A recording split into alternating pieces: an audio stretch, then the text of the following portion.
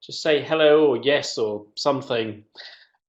Great, everybody can hear me. Lots of names I recognize. It's very nice to see people coming back to webinars. I've been doing webinars for National Geographic for I can't remember how many years, and I start to recognize people's names. So it's great to see you all here. Thank you. And I've probably met some of you face to face at conferences as well. So we've got a great mix of people. It's 9 o'clock here in the evening in England. So it's 9 o'clock in the UK. I live just outside Oxford, but it's great to be with you this evening. And we've got this range of people from all over the world, which is wonderful. So we should have lots of different viewpoints. If you've been to my webinars before, you know that I like you to write in the chat room. I like you to comment as I'm going. Sometimes I'll pick comments up that you've said. If you've got a question, I might answer the question as we go. If I don't have time, maybe repeat the question at the end when we might have time for questions. I'm also going to make reference to certain books. There'll be a slide at the end with references on, so you'll get the full details of books. And you also get a recording of this webinar, so you can go back and you can check the slides. In fact, you get copies of the slides as well. So if there's anything that comes up that we go through quickly, you can always go back and take a look at it.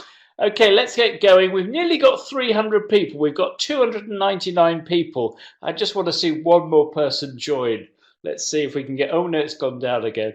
Okay, let's get going. So, creativity.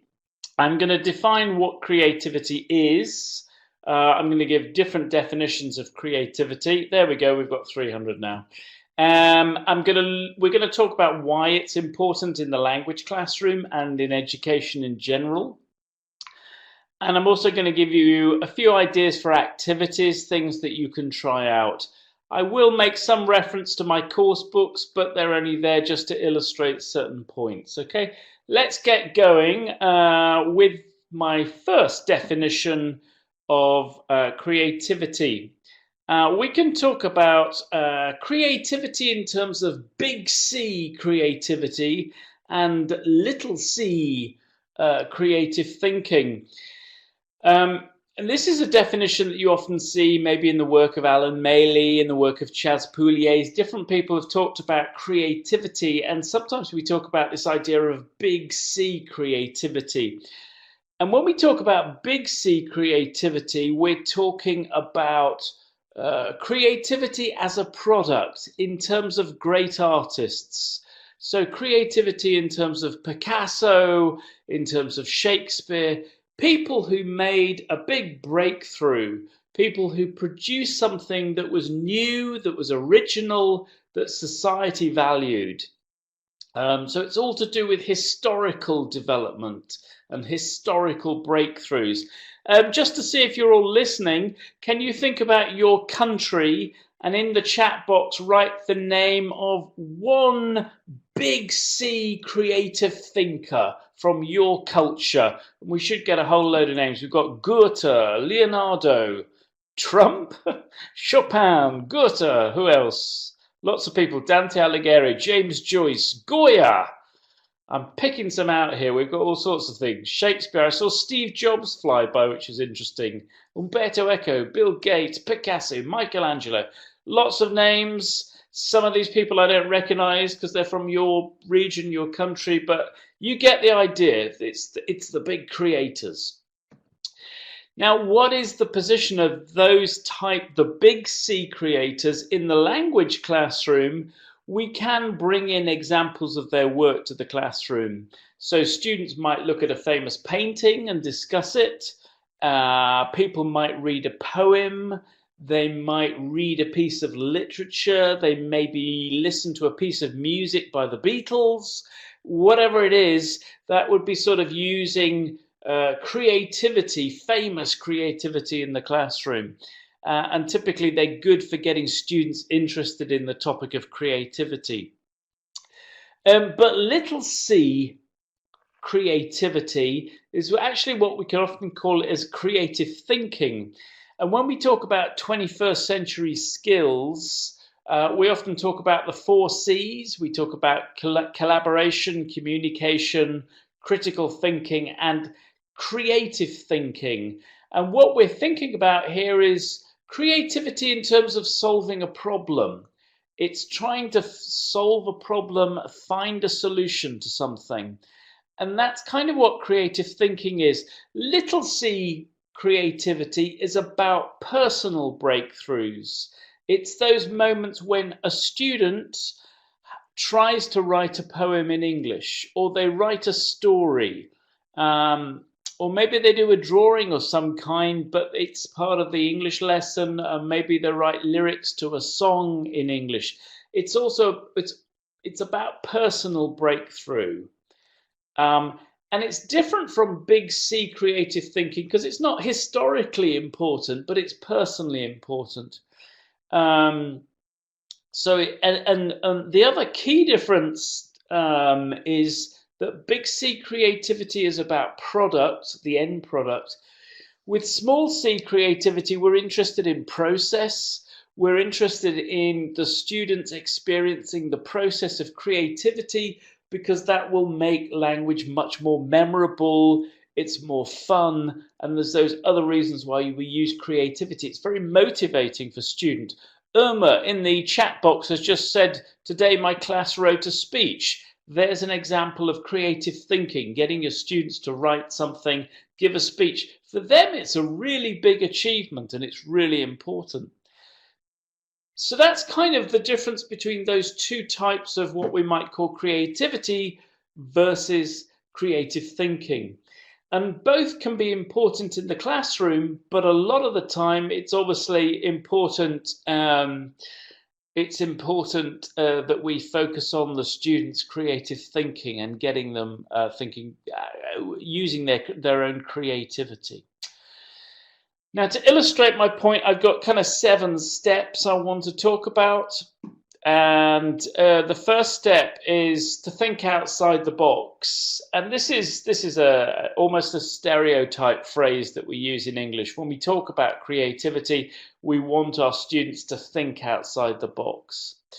What do we really mean when we're talking about thinking outside the box? We're thinking about divergent thinking. Creative thinking is often associated with divergent thinking. And in a book by Deborah McGregor, she talks about creative thinking in terms of solving problems, facing a situation, some kind of issue, need, task or challenge that has to be solved. And she wants students to think outwards, to think divergently. And there's been lots of studies into this. Academics are interested in divergent thinking and also measuring a student's ability to think divergently. One of the most famous tests of divergent thinking was something called the Paperclip Test. You might have heard about the Paperclip Test. The idea of the paperclip test is that you come up with a way of using a paperclip, but not as a paperclip. So can you think of an alternative way to use a paperclip? Can you just type some ideas in the chat box just to get some examples of using a paperclip? So you could use it as a key ring, a hairpin. People typing now. Resetting Wi-Fi, a bracelet, all sorts of ideas. Toothpick.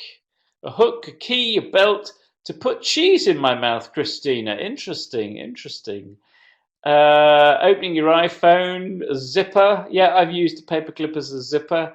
To open a door that doesn't, nail cleaner. Extract a SIM card is a popular one. Earrings. Ladies, with your earrings, great stuff. Opening doors, cleaning your nails. As a calendar marker, Antonella. I'm not quite sure what you mean there by a calendar marker, but interesting. Using an Xbox is a cool one too. Okay, bookmark. We've got all sorts of ideas. So you've demonstrated the point. We have, if you get a group of people together, it's for divergent thinking. Now, the interesting thing is that people did tests with this, and it's sometimes referred to, this test, as evidence that education sometimes kills creativity. Some of you will have seen the Ken Robinson TED Talk, and he talks about education killing creativity. Well, the Paperclip test was done on a group of kindergarten children, and they could think of about 100 to 150 different ideas for using a paperclip. They had a lot more time than I've just given you, so don't worry, okay? But they came up with a lot of ideas. Some of them got up to 150. It's said that NASA astronauts will come up with about 200 different ideas, just to give you an idea of kind of genius levels in divergent thinking. Then the researchers, they followed these children, and the children became teenagers. And in the second test, the teenagers got between maybe 50 and 100 ideas. So basically, the number of ideas they could think of decreased as they got older. And then they became adults. After the age of sort of 18, they did the test, and they were getting below 50 ideas. And what the people wanted to show was that with this divergent thinking test, we lose our divergent thinking as we get older. And one of the arguments or the beliefs was that it's education, the education system it's going through school, which reduces our divergent thinking. Now, I don't know what you think about that. You might want to comment. Annalisa's just said because we lose our imagination. But the interesting thing is, why do we lose our imagination? Is imagination lost through age? I don't think so. Nick, interesting comment. We rely on experience. I think this is important, that as we get older, we have divergent thinking, but we also have another type of thinking, which is convergent. We have experience, and we start to question things. And I agree with you to some extent that there's education may limit it in certain contexts, but it's also to do with life experience. So there's another way of looking at creative thinking. Before we go any further, though, let's have a think about divergent thinking in terms of the language classroom. I want to give you some examples of activities where divergent thinking is important, and then we'll go back to this question of, do we lose our divergent thinking? So for language teachers, brainstorming is a form of divergent thinking. When we start the lesson and we say to students, how much do you already know about the topic of the lesson? And we just let students shout out words they know. So it's a mixture of what words do they know, but also what ideas do they have on the topic. Another example of divergent thinking would be any kind of activity that involves imagination. If you ask students to complete a story or to imagine things and use language, imagination is a great way to visualize things, but it's great for memory. Questions with no right-wrong answers. Divergent thinking happens in the classroom when we ask questions, but we don't have a correct answer in mind. We don't mind what the student answers. Yeah, lateral thinking comes into this, Antonella, certainly, but there's no right-wrong answer to the questions we're asking. We're genuinely interested in what students have to think about on a subject. Other divergent thinking, activities that encourage originality, where students come up with new, fresh ideas that we hadn't expected to see. And also, I think divergent thinking lends itself to the productive skills. So when we do speaking and writing in class, that's a moment to allow students to think divergently, use their imagination, and maybe write something interesting or say something interesting. So that would be how divergent thinking links into the language classroom. Now, we said that with education, sometimes it limits divergent thinking. I actually think what happens is, as we get older and more experienced, we don't just think outside the box, we think inside the box. And there's a strong argument to say that thinking inside the box can really help creative thinking. There's a theory that when we give people limits and we give people constraints, they produce better ideas. And certainly if you think about some of the famous artists and creators in the world, if you go through history, quite often some of the most famous writers and artists are writers who've had to work within limitations. Maybe they're working under a political situation which has limited them in some way and they've responded to it. The same is a bit true in the classroom. If we say to a student, write a story, the students will say, well, what's the story about? I can't work with a blank sheet of paper. But if I say to the students, can you use 10 words that I've taught you today, using 10 words and now write the story, they'll find that much easier. Yeah, humor, I've mentioned this in a previous, I've mentioned it in a talk on critical thinking, and we're getting to critical thinking because there's a link here. So we give students limits and they respond more creatively. They think inside the box. And actually, creative thinking isn't just about divergent thinking. It's about thinking outside, but also thinking inside the box. If you think about artists, good artists, they know they're great critical thinkers. They know how to analyze other people's work and then make it work with their own ideas. For example, Picasso said art is theft. Picasso looked at other people's paintings, learnt from them, and then applied the techniques in his own work. The musician David Bowie, some of you might know, said the only music I listen to is the stuff that I can steal from. What he meant was, he didn't mean plagiarize, he just meant look at other good examples of creativity and work out what they're doing. Think inside the box, think about them, and then take away the ideas. Let's go back to comparing it with divergent thinking. McGregor illustrates this because she's got divergent thinking with the creative thinking, and then convergent thinking is critical thinking. So thinking inside the box is about thinking critically about the information and data. So for example, you might read a story, think about the structure of the story, analyze it, look at the information and data, and then learn from that and then use it in your own writing. So it's thinking inside the box. If we think about language classroom activities, we can contrast convergent and divergent thinking. Convergent thinking often involves analysis, evaluation of ideas, so it's critical thinking.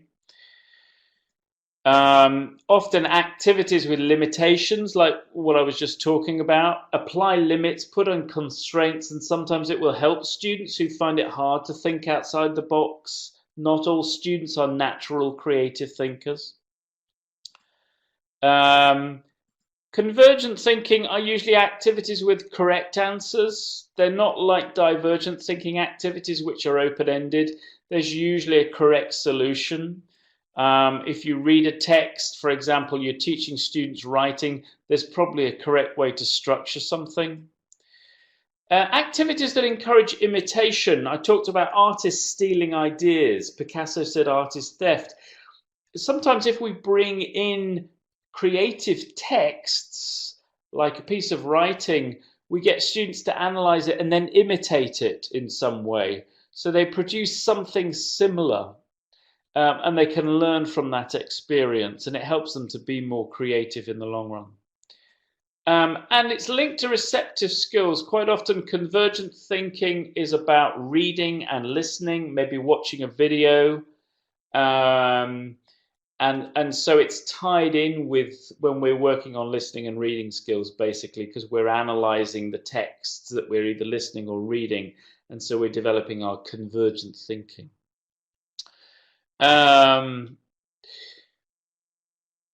So we've got this idea that actually creative thinking is more than just divergent thinking. It's also convergent thinking is connected with it. And if we want our students to be creative thinkers, they must have elements of both. And when you're planning a lesson, it's worth thinking about exercise types that are encouraging divergent thinking and exercise types that encourage convergent thinking. Let me give you an example. Here's a writing lesson from a book called World English that I've been working on. And the first exercise shows students examples of adverts that they might see online for buying clothes. And the students read the adverts, then they do some language analysis. They analyze the adjective order and the way the objects are described in the advert. So they're using their convergent thinking. And then the obvious step in a writing lesson is the goal check, where they're asked to write 3 ads to sell items of clothing. So they have to create their own advertisement. So we go from convergent thinking to divergent thinking. This is something you do all the time. You do this in your own lessons, but perhaps you don't always think of it in this way. So that if I put those 3 exercises in order, we go from convergent exercises over to divergent exercises. And that often happens in writing lessons. That's often how we structure a writing lesson, or a sequence of activities. Let's try it with a speaking lesson and we'll see something different happening. Here we've got a communication activity. Quick comment there from Santa. You said, can we call it the pre-writing stage? I think brainstorming before you write something where you use some divergent thinking, that's often a pre-writing stage, isn't it? Or where you analyze something, you think critically about something, and then you write at the end. So it depends on the structure of your lesson. If we look at the slide now, this comes from a lesson where students are being encouraged to use vocabulary to describe cities. And in exercise A, they have to think about a place they'd really like to live. And then they make a list of the top 5 things that they'd want that place to have. That's the students brainstorming. You could put students into groups and they would brainstorm the list of things they want their city to have. As they go down, they then interview classmates and they compare what they wrote. So they start to analyze. And then in exercise C, they find things that are not on the list and they ask for reasons why they're on the list. So there's a bit of analysis and evaluating going on. So what you're getting here is exercise A. There's a lot of divergent thinking. And exercise B and C, it starts to become convergent. And if I put those 3 exercises in a row, A, B, C, we go from divergent to convergent. Now you do this in your lesson planning, but what's interesting is if you look at an exercise and think, is it a divergent or a convergent exercise? It's really useful to start with a divergent exercise, finish with a convergent exercise. If you have 3 divergent exercises in a row, actually some students will find that difficult because they can't keep thinking outside the box. Equally, you don't always want convergent exercises because they never get the chance to speak and write something themselves. So there's a balance here, and that you can analyze your lesson plans in that way to predict where students will feel motivated by switching and using both skills. And it's also a way of integrating reading, writing, speaking, listening. So have a think about that. So steps 1 and 2 were the big ones, thinking outside the box, thinking inside the box. Let's move on to step number 3. This is slightly shorter. I mentioned this one already, this idea of stealing like an artist. And what I mean here is if you bring in ideas from artists and creators into the classroom, it can be really interesting for students to maybe read an authentic text by a real writer. Somebody mentioned Harry Potter earlier. Bringing in maybe a piece of Harry Potter in English, because your students have probably read it in their own language. That can be really interesting, and students can analyze it and think about, what do I like about this? What ideas can I get from this? So it's very stimulating. And if you look at famous creators, they're always people who like looking at other artists. Here's an example of a text in a course book I wrote called World English. And you can see this text is actually about fashion, because I thought it would be interesting for the students who are interested in creativity in terms of fashion. Is there anybody here tonight from Bolivia? Because this text is about Bolivian fashion. If you had time to read the text, you would discover that the woman dressed there is wearing clothes that that traditionally some sectors of Bolivian society would wear. And what's interesting about it, that fashion in Bolivia has now become fashionable on fashion catwalks, and it's become really trendy.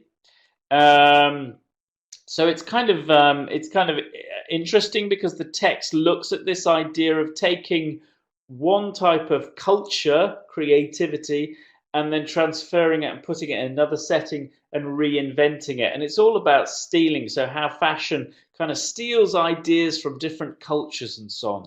And it's kind of interesting. And then students discuss the idea of taking these ideas and how it affects their own choices in fashion.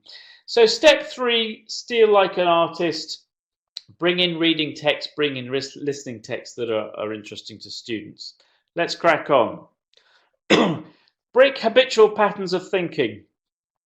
Ken Robinson, who did a very famous TED talk called Is Education Killing Creativity, has also written a number of interesting books. And one of his top tips for introducing creativity in education is to have students break habitual patterns of thinking to get out of routines. But I also think it's true of teachers. That teachers need to break out of their habitual patterns of thinking. So if you've been teaching a long time, it's very easy to fall into the trap of repeating routines. And I think if you want students to be creative, it's important that teachers are creative. If we stop being creative thinkers as teachers, how can we expect our students to? Let's take a look. I want to give you a real example of a class that I taught, because I still do some teaching in Oxford, and I was teaching a lesson on the topic of rules, and I wanted to teach the grammar of have to, don't have to, can, can't. And I think I've been teaching that lesson the same way for the last 20 years, maybe. So typically in this lesson, I would take in a text which contained the grammar point. So for this lesson, I took in a text about rules if you're a visitor to Australia. So it had sentences like, you have to get a holiday visa from the Australian embassy. And students read the text, and then we analysed the grammar in the text. And the grammar was have to, don't have to, can, can't.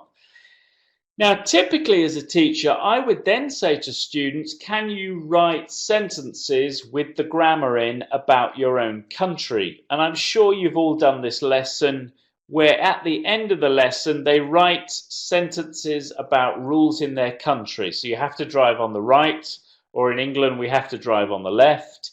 You don't have to wear a school uniform. You can get married when you're 18, and so on, that kind of language. But I thought, actually, I've been doing the same lesson for 20 years. I'm going to break my habit. So I put the students into 3 groups. I had 9 students, so 3 groups of 3. And I said, I want you to imagine a new country, and you are the government. So give your country a name. So these were the names that the students gave their countries. One group of students called their country Sea Island. They were kind of hippies. They wanted a laid-back life, so they wanted to create a new country called Sea Island. Another group had 2 Moldovan students and 1 Syrian, so they called themselves Moldo-Syria. And the third group thought, oh, that's a good idea, we'll copy that idea. So they stole like an artist, and they called themselves Rome and Italy. Can you guess which countries the three students were from?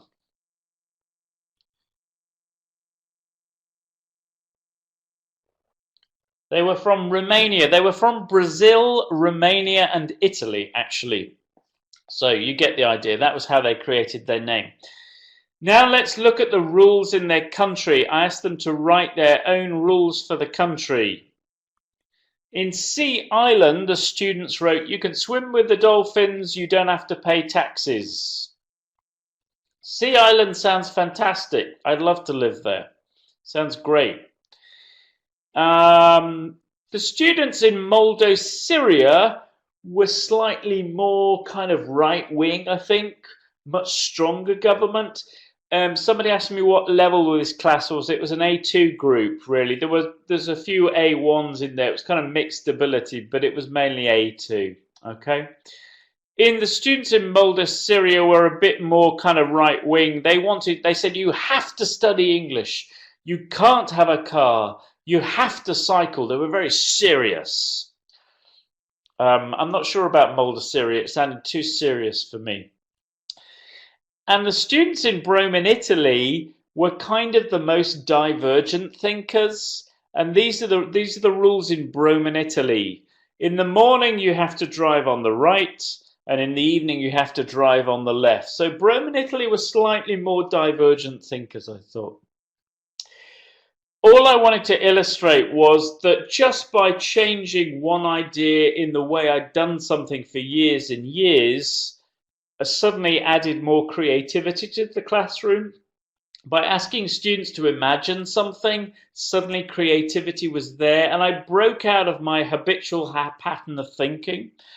And sometimes creative thinking can be as simple as that. It's just about changing the way you've done something, or breaking out of a routine. Let me give you another example. In course books, you often use listenings in course books, yeah? And particularly low-level course books, we write scripts for the students. So, for example, this script comes from a book I did, which was teaching students the language of checking into a hotel. So I've got a conversation between a receptionist and a guest. And this would be the recording in the back of the book. And it's very routine. It basically introduces the language they need. It's nothing very exciting. But what you can do with students is, after you've done the listening, you can look at the audio script and you say, actually, let's rewrite the audio script. So let's use the audio script in the back of the book and rewrite it. Now, what's interesting is the American writer, Kurt Vonnegut, used to say that if you want to write interesting literature, you have to have conflict. You have to introduce situations where things go wrong. Okay? And if you introduce the things that go wrong, suddenly you make a dialogue much more interesting. So, for example, if I'm in a hotel, in this hotel, the script I've given you, the guest checks in, everything is fine. But what kinds of things can go wrong in hotels? No credit card, Daniela, right. That would be one problem. What else goes wrong? The noise, double booked, the key doesn't work, you're missing your passport, you've overbooked, cockroaches. Karina says cockroaches, bad smell in the hallway, no blankets. Lots of different things. Everything's dirty, flooding. You've been in some bad hotels, I can see. So you just say to the students, take the audio from the course book and rewrite it, but add things going wrong. For example, you can give them an example. Here's the same conversation, but now there's something wrong with the passport on the screen. And students start to write a dialogue where lots of things go wrong. And as soon as you introduce things going wrong, you add conflict, and suddenly the script becomes much more interesting, and then students can perform their scripts. And you've added that element of creativity. Now, this goes back to the idea of convergent divergent thinking, because here, with that script, I'm getting the students to analyze the script. And now I'm saying to them, use your divergent thinking and start to think of conflict situations. So it's just a way of, and it's this idea of breaking out of your habitual pattern of thinking. Checking into a hotel is normally very routine. It's the same every time, but actually things go wrong. And when things go wrong, there's more interest, there's more creativity for the students. Very simple. You don't need any preparation for it. The script's already in the course book. It's just recycling language from the course book and trying out something new. So that's tip number 4. Break your patterns of routine. In World English, we even included that kind of exercise. We have, for example, listenings, where students listen to a conversation, then they practice the conversation in pairs, and then we underline parts of the dialogue, and they have to change it and put it into their own words.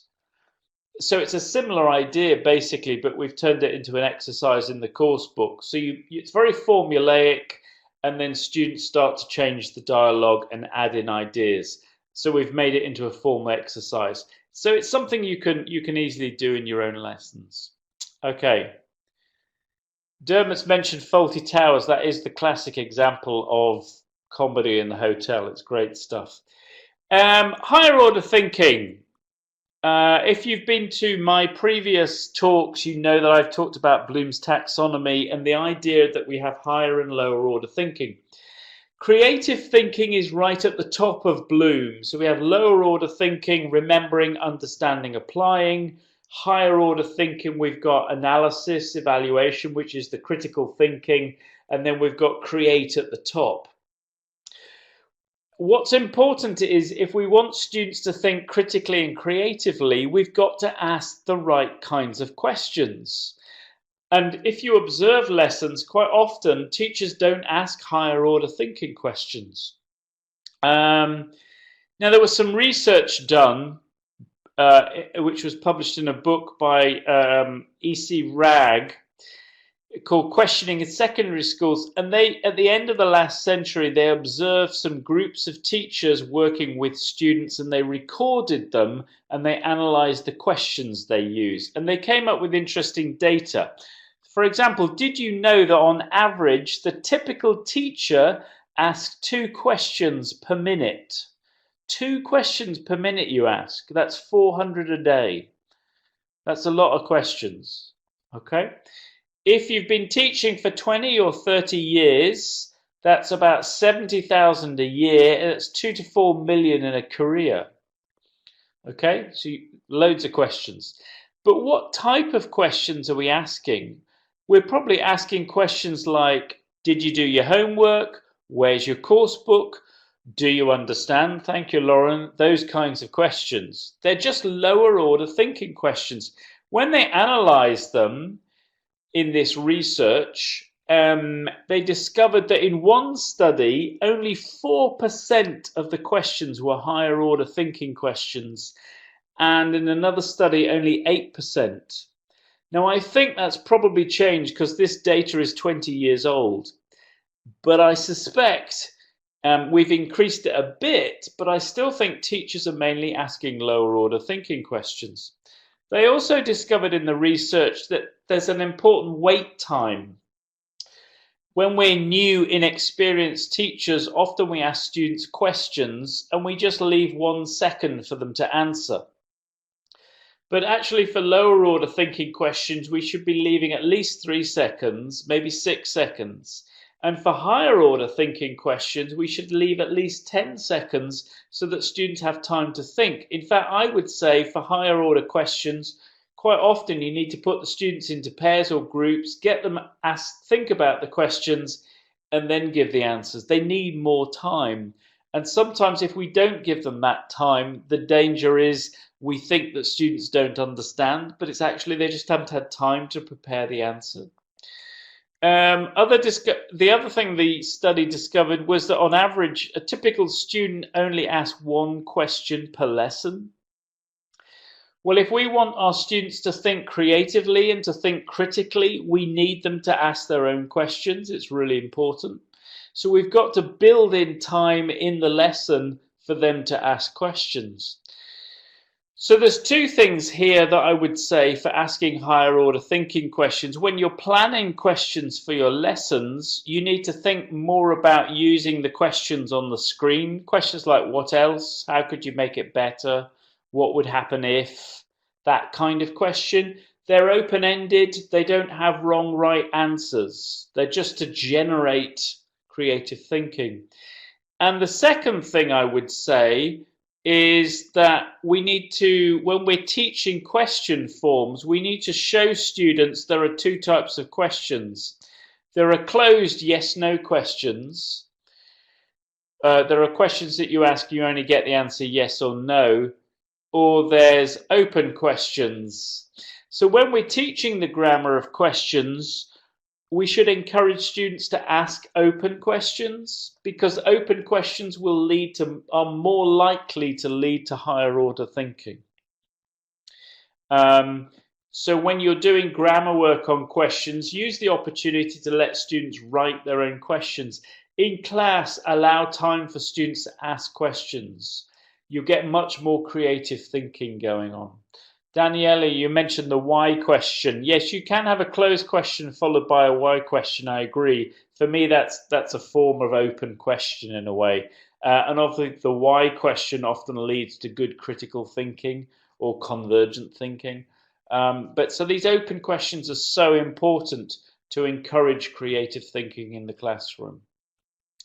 One interesting thing you can do is to take your phone, if it has a record function, try recording your own lesson and then listen to it and listen to the types of questions that you're asking students. You'd be really surprised by the percentage of lower versus higher order questions that you're asking your students.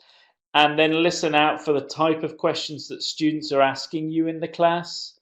It's a really useful self-observation task. Okay, step number 6. So we're getting close to the end now because there are 7 steps. This is an important one, allowing thinking time. There was an interesting study that was once done with some CEOs, some business people, and they were asked the question, when you have a problem at work, where do you have your most creative ideas to solve a problem? And I want to try this with you because I think we'll discover something interesting. So we're going to do a poll. Emily's going to drag the poll function over onto the screen so you can see it. So there you go. Where do you have your most creative ideas? And I've given you a choice. You can only answer one. I want you to click on where you think you have your creative ideas. If you click none of the above, then type it into the chat room. And I'm really interested to see what results we get here, okay? Little bit of action research. Off you go.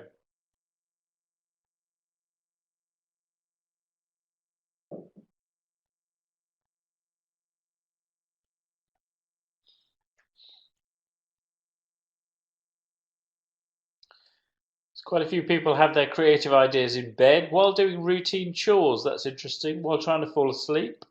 While cooking, I have ideas of cooking in the kitchen. Svetlana said that. Yeah. Walking the dog is another one.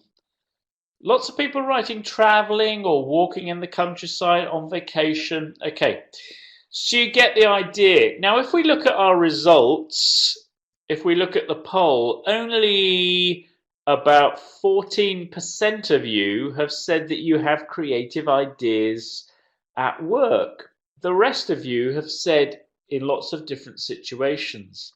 Let me show you now what the results were from the original poll. So this was the question that was given the CEOs, the business people, and these were their top 3 answers. Bit similar to you. They said, my creative ideas are in the shower, traveling to or from work, and on vacation. But nobody said at work. And only 12% of you said you have your most creative ideas at work. I think this is really interesting, and it's relevant for teachers in the classroom, because we can do creativity in the classroom. We can have creative activities, but it's also equally important that we encourage students to have creative ideas at home. So I think the type of homework that we set is really important. Quite often we set homework where it's just right wrong type answers. It's the sort of exercises that you see in tests or in workbooks. Some of you will have heard of the flipped classroom, and the idea with the flipped classroom is that all the lower order thinking happens at home and all the higher order thinking happens in class. Actually, I don't think that's right, because I think we do lots of our higher order thinking outside of work and outside of the classroom. And so setting creative thinking tasks for homework is really important. And so students spend time on their way home or when they're in a shower or when they're shopping, and their homework assignments are just more creative. I like Jonathan's comment there. Yeah, bringing individual ideas back into the classroom. If you set creative thinking homework and then it's brought back into the classroom, you're making that connection between homework and classroom work, and that's really important. So I want to stress that creative thinking isn't just about something that we do in the classroom. It's something that we need to set for homework as well. And sometimes maybe it's project work, maybe it's writing an essay, maybe it's preparing a presentation. Improvisation, Ursula, is an interesting one in class, as well as that sort of improvisation, creative thinking as well. But I think we can get creative thinking in both in and out of the classroom, and it's important that we do, as that survey shows. Okay, the one thing I want to just finish, I want to finish with an example of some student work that I think is really interesting. There's a school near me in Oxford called Spires Academy, and it's an interesting school because about 60% of the students who go to this school are from other countries. They're not from the UK originally. I haven't done step 7 yet, Rhubarba. I'm nearly there. And there's 60% of these students are from other countries, and there's about 30 different first languages in the school. So not just English, there's 30 other languages that are first language of the students. So obviously helping students learn in English is really important, and getting English support. And one project that the school does is that they have a poetry group that meets after class at 4 o'clock at the end of the school day. So some students go off and play football and do sport. Some students join the poetry club. And these students are encouraged to write poetry in their first language. So they might be writing in Chinese or Urdu. And then they're encouraged to translate it into English, or they can write straight into English. And in their poetry group, they have a real poet who helps the students with their poetry. And some of these one student's gone on to win an award in poetry and is now writing even when they've left school. And I think it's a fantastic example of what happens when we have thinking time outside of the classroom, and we have projects going on after class and outside of school where students have to think creatively and have that time for thinking. And one great thing, I think, a lesson we can learn from this school is that they also publish the poetry. So here's a poem by one of the students at the school, and it appeared in a book that the school published, and the school publishes a few books every year, but collections of poetry. And I really like the poem there called The Last Words Ever Breathed, because you can read the poem and I'm not sure, is it about a single day? Is it about the end of the world? What is this poem about? But it's, as Rhubarba says, it's simple and beautiful. The student didn't have, wasn't proficient English, it was sort of intermediate English, but uses the English that he's got to produce a nice piece of poetry. And it's a good example of just giving the students space to think. But it's also a good example of creative thinking in terms of showing students examples of poetry and then getting them to write poetry. Which brings me to my final step. Really important thing. Step 7 is to share like an artist. I think if students do something creative, we should make sure that they share those ideas with other classmates. If students write a piece of poetry, the other students need to see it. If students do a piece of story writing, they should. I talked about artists stealing ideas, stealing like an artist, and there's also sharing like an artist. Because if artists and creators share their ideas, they can get ideas from each other, and it becomes a much more creative process. So stealing and sharing like an artist are two important points. It might be putting a video that the students have made on a class blog, on a website. It might be putting up posters around the school. All things that you do, but I think that sharing and celebrating creative thinking is so important. And even in a very simple way, I showed you earlier this series of exercises from a course book where students read some adverts and then they created the advert. And notice in very small print, it's not big from the course book, it then says put your advertisements around the classroom and read the adverts of the other students. It's a simple way of sharing creative thinking, just putting it around the class, but leave time at the end of the lesson. Leave 5 or 10 minutes for students to walk around and look at each other's work. It's a really important part of creative thinking. And that was step 7. So to sum up, my 7 steps to creative thinking: think outside the box and think inside the box. Convergent, divergent thinking, they're both important for creativity.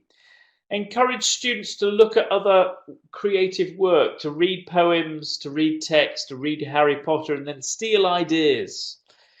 Break your routines, break your habitual patterns of thinking, change the way you do a lesson, put an imagination exercise in, and get students to break out of the routines. Think about the questions you're asking. Make sure you're using a lot more higher order thinking questions, and you're encouraging students to ask questions. And questions don't have to have wrong, right answers. They can be open. That's fine, okay? Allowing thinking time. Creative thinking can happen in the class, but allow higher order thinking time and for homework. And then get students to share their work and celebrate their creative thinking at the end. Somebody asked me a question about plagiarism. Plagiarism is not the same as stealing. Plagiarism is copying text. Stealing like an artist is looking at something and seeing how somebody's constructed, thinking that's a really nice idea. I could use it in this way. It's a different kind of thing. Here are my references if you're interested in further reading on this topic. I've included examples from World English and Life, which are 2 course books that I've written. And I also wrote a book called Critical Thinking in ELT.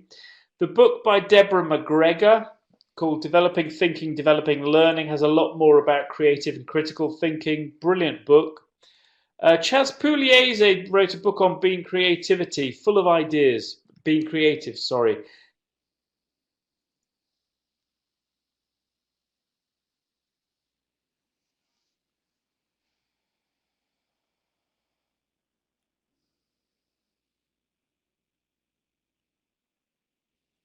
Ken Robinson's book, Out of Our Minds, he puts a lot of his ideas about creative thinking and includes that ideas of breaking habitual patterns of thinking. And then the work on questions was from E.C. Ragg's book, Question in Secondary Schools. We've nearly run out of time, but if any of you got any quick questions, you could ask them now. I could try to answer them. But we've had an hour, so we're nearly there. I hope it's given you some ideas and some thoughts on using creative thinking. The slides will be made available and a recording Wonderful. of the webinar. Thanks, John. These were 2 great sessions, and thank you everyone for staying for with us for a full hour. Hope you found it useful for your teaching practice, and I hope you join us again soon. Just a few things as we wrap up here. I know there's a few questions about some of the series that John's an author of. World English is the new 3rd edition, and he's an author on that. To learn more about it, you can visit our website, eltngl.com, and World English is in there. And then he's also an author for Life as Well, which is another National Geographic learning series, as well as a new professional development series, Critical Thinking in ELT, or professional development book, I should say. And links to those are all available on our website, and I'll be sending you a little bit more information about that in the follow-up email as well. In that follow-up email, you'll also be receiving a certificate for taking an hour out of your day to join us. We'll be sending you the recording of the session as well as the slides too. So look out for that. It will take us about 3 to 5 business days, but it should get to you right after the weekend. So look out for that next week. And we're so glad you could join us. We hope you can come again soon. We do have plenty of webinars coming up. They're not all listed on our website right now, but you can subscribe to email updates and you'll be in the know when new webinars are listed and you can register. We'd love for you to join us. Be sure to follow the InFocus blog too. John's a constant contributor to that, so be sure to check it out and join our community online. We're on Facebook, LinkedIn, and YouTube. Thanks for being with us. I hope you have a great rest of your morning, afternoon, or evening, wherever you are. All right. And I'm going to send everyone to a survey now and look forward to hearing your feedback. Bye now.